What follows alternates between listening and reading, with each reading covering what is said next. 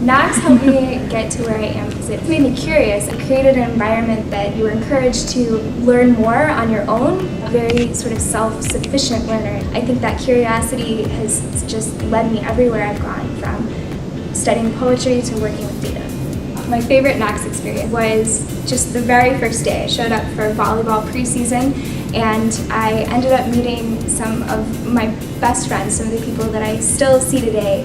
Right now, my husband and I travel full-time, and so as we are looping our way across the country, every place we go, I'm reaching out to a volleyball friend.